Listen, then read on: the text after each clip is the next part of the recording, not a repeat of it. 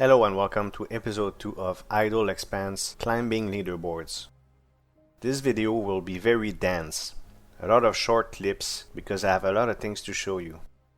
That's because I was able to explore all 64 planets, kill all bosses. Therefore, there's going to be a lot of first timers. First time I expand my squad. First time I buy a key item. First time I beat each boss, right? That's why this episode is special.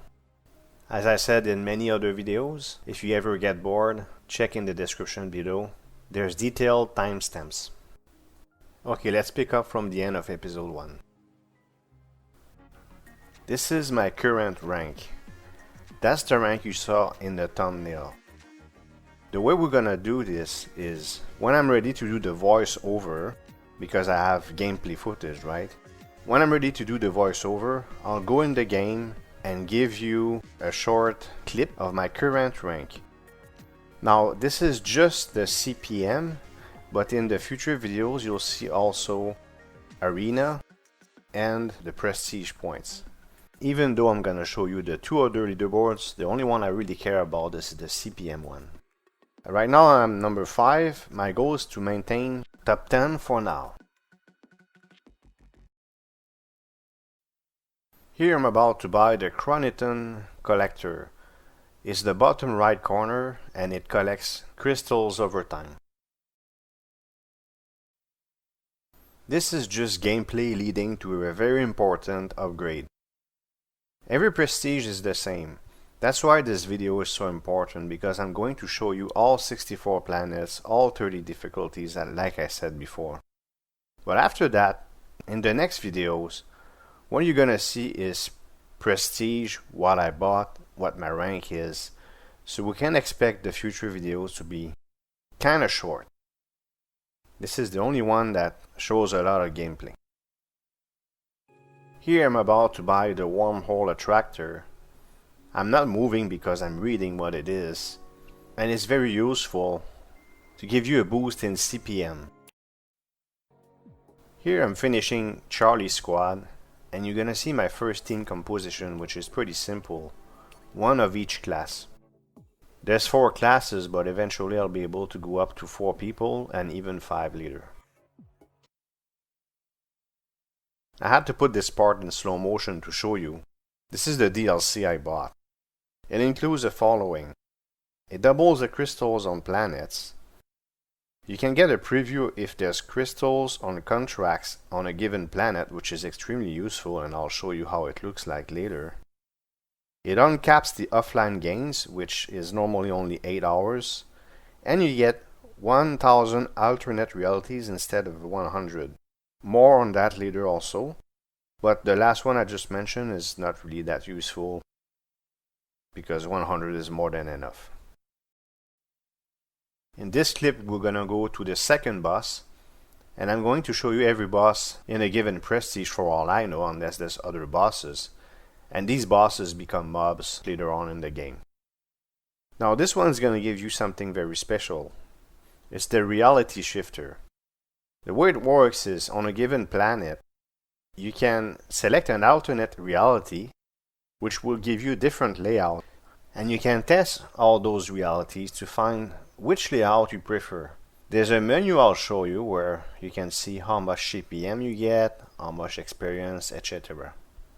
There's also the reality Scrambler that you can use when you are AFK and let the game play by itself.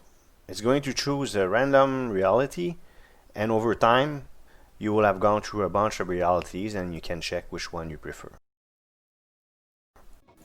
Here I'm about to get an additional squad, and I'm taking a look at upgrades such as what I just mentioned, the reality Scrambler, and right now I'm just reading what it is.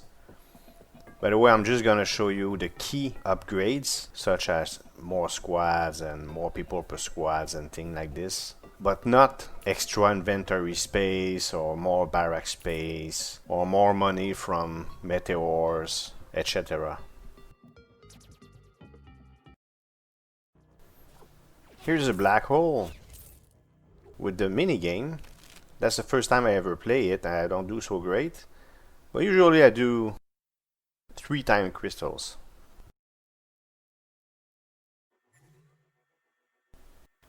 You saw me buy an additional squad, and that's me building it. And I'm about to fight another boss. Right after I'm done with the boss, I want you to pay attention to the Bravo squad on the main screen. It's not there for very long, sorry about that. But you'll see a merchant logo, and that's my DLC. It tells me that on that map there's a merchant. I could also see gems. So again, a very useful DLC upgrade. Another thing I forgot to mention also, when you look at the gun you see me shoot super fast. That's because I'm using my old Razer Nostromo at 10 clicks per second. The boss is dead, and prepare to check in the middle of your screen on Bravo. Right there, see? I had to put this part in slow motion so I could explain things.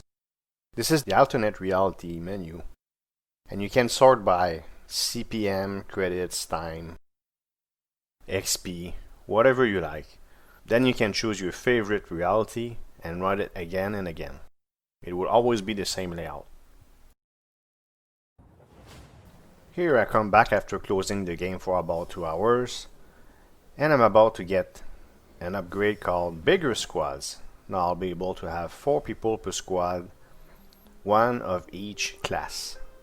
That's to learn their strengths and weaknesses. In between cuts, of course, I'm building those squads, buy weapon, gear, equip them, etc. In this clip I'm building one of my 4 squads, and I show every class: Marine, Hunter, Scout, and Specialist. You'll soon find out which ones I prefer and why.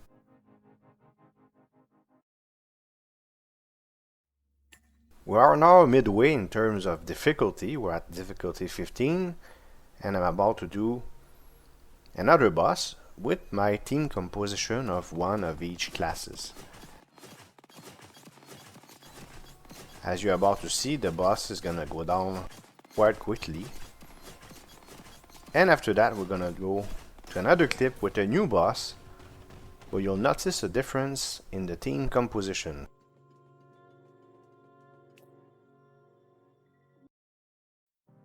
Difficulty 19 boss now, and let's take a look. As you can see, it's different, and I made a decision to go with 2 Marines and 2 Hunters. I discovered that Marines were tanks, they have more health, and Hunters shoot from very far and they do a lot of damage. My 5th member later on will also be a Hunter.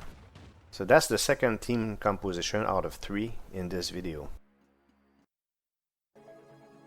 Now it's time to buy our last squad slot, Echo, but I'm going to change the names later on to 1, 2, 3, 4, 5 to make it easier to manage. Difficulty 23 now, we're approaching the end, and let's look at the fight at ×8 speed. And you're gonna see that it's pretty smooth. I do lose a Marine, but they're there for that.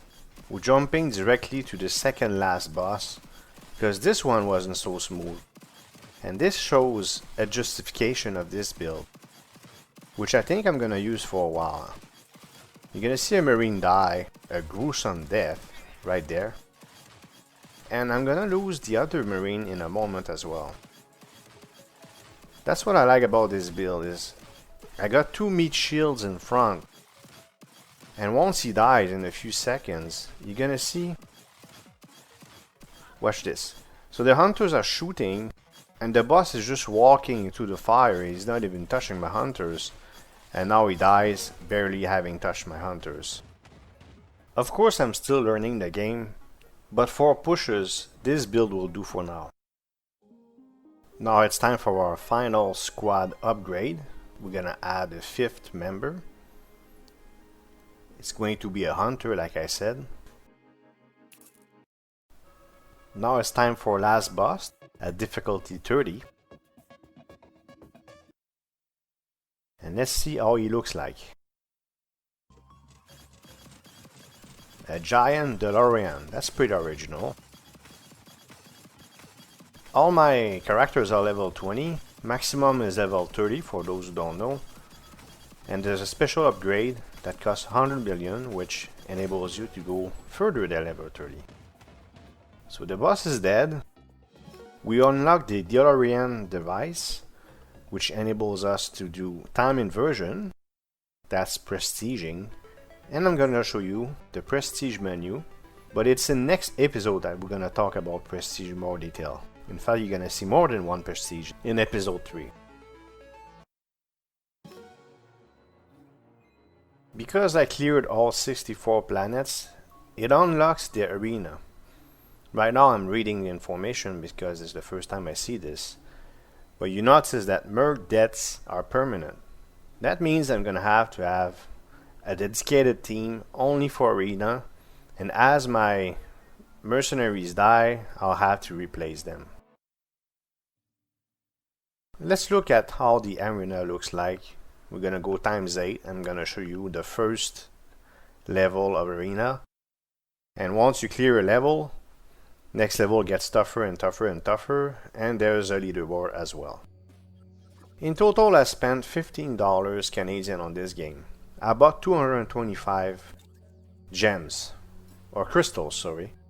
And I'm gonna use time advance because I don't understand what they are. This leads me to some sort of a slot machine game. But I'll be honest with you, I'm not sure what's the point of doing time advance besides getting this slot machine game. Once I understand it better in a future episode, I'll talk about it some more. I made decent money on this one, but the future ones, I barely make any credits. Now it's time to look at my final team composition. Nothing but scouts. And I'm gonna show you how I program them. But I use them to boost my CPM for leaderboards after I beat the last boss. And as you can see, I'm gonna show it with the mouse, 2.31k versus 668. So it's more efficient than my normal team. And we'll see a screenshot here. So split up, I look for supply crates only, I do the full map, and I engage no mobs. And it's extremely fast.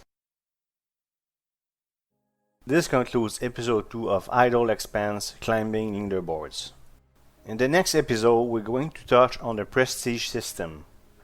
I will also talk about the format of future episodes.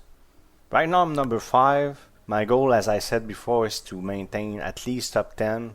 But let's see if I can maintain top 5 consistently. I hope you liked this episode.